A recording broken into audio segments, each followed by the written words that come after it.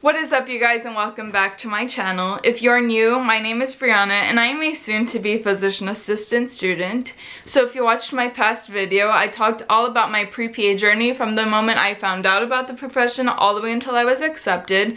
And this video is just going to be an extension, but I'm solely going to talk about the PA application process just because it is quite tedious and it might be confusing when you should take the GRE, when you should start working on your application, verified, interview invites, all of that. I'm going to talk about how many schools I applied to, which ones I had an interview to, and how many I ultimately got accepted to. I'm going to quickly explain the process just so that you can be aware of when you should start thinking of applying based on your own goals. I just graduated with my bachelor's degree in May of 2020 and I'll be starting PA school this August. That means that I applied my junior year, which is the spring semester of 2019.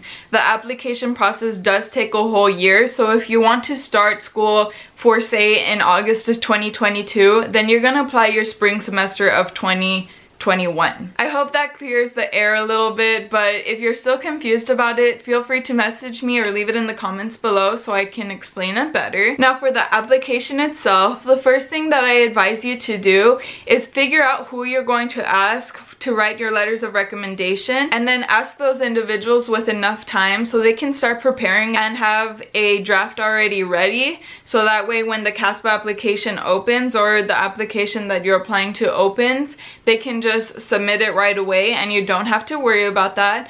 I had already figured out who my 3 individuals were going to be in like December of 2018, so then like around February of 2019 is when I asked them if they could write one, and they were willing to do so. So then I just kept on reminding them that in April that's when the application was going to open, and then they would be receiving an email from CASPA and they would just fill out everything. The second thing I advise you to do is start gathering all of your experiences, your shadowing, your extracurriculars, your volunteering, your work experiences.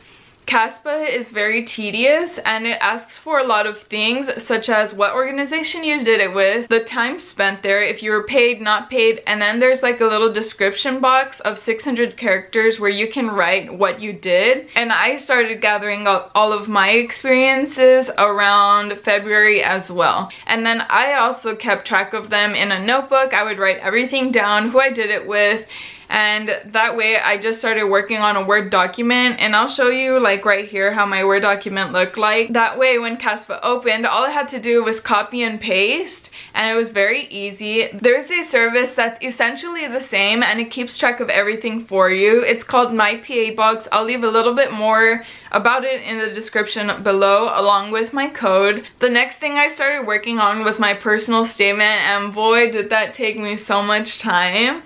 It's, you know how you feel about becoming a physician assistant and why you want to become one, but it's difficult to write it down and have a coherent story that sounds really nice. I ended up drafting around 7 personal statements until I had my official draft, that's what I called it. I ended up finishing that in May 26, I think, but I started working on it around March 20 some. And then I was gonna sign up for the GRE, but I don't know what happened, that there was like no dates available, so my mistake, I wasn't checking up on that, and I ended up signing up May 3rd, which was the week of my final exams, and I didn't really study for it.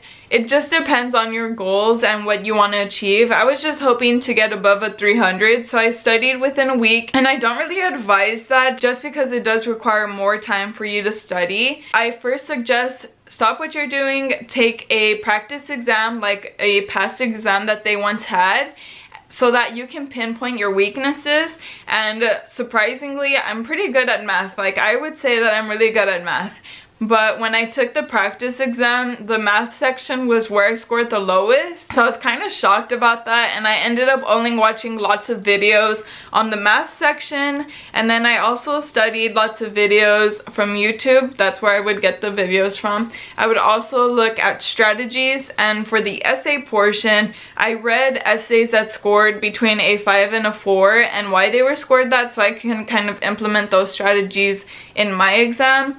And I think I scored a 5 or a 5.5 on the essay portion, and then I think I got like a 306 on my GRE, which is not super amazing, but again, my goal was just to get above a 300. The CASPA application opened April 25th, and I began inputting everything from my Microsoft document that I had kept into the CASPA application. I also suggest that you print out an official transcript. That way you can make less mistakes when you're inputting all your coursework into CASPA. And I also reminded the individuals that were going to be writing their letter of recommendation for me that they were going to be receiving an email and that they could have it all submitted by a certain date. Funny enough, the last thing that I was waiting on was the letter of recommendations, and that's why I tell you guys to ask months in advance. That way they can have everything ready.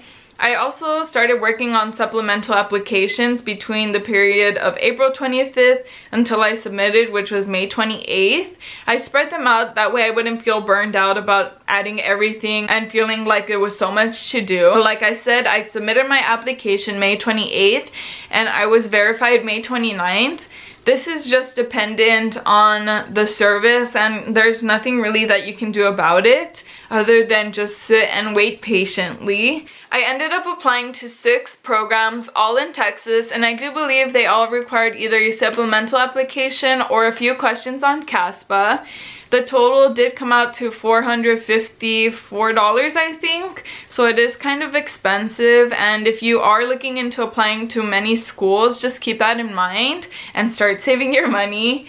My first interview invite was June 19th with UNT, and then my second interview invite wasn't all the way until August. My last interview invite was September 3rd with UTMB, and the only program that I did not get a chance to interview with was UT Southwestern. I was a little bit sad, but I was more blessed to have received many more interview invites, and nonetheless I was very happy and excited.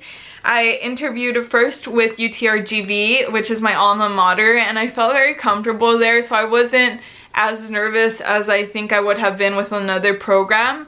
And then September 9th, I interviewed with UT Health Science Center San Antonio. I'm looking down because I have like my little paper. September 21st is when I interviewed with UNT. September 26th is when I was accepted to UTRGV. September 27th, a day later, I was interviewing with UTMB. And then September 30th is when I started interviewing with Texas Tech, which was my last interview. And then October 2nd is when I was accepted to UNT.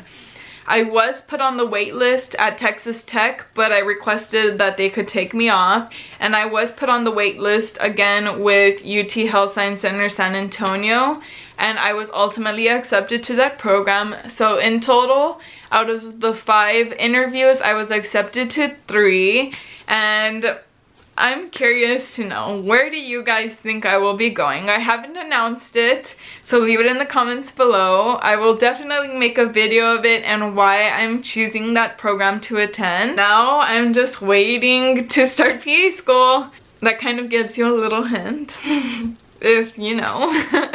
But my journey, again, has been long awaited. I am very excited to start PA school in the fall. Thank you all so much for sticking to the end and watching my video. If you have any questions, please feel free to ask me.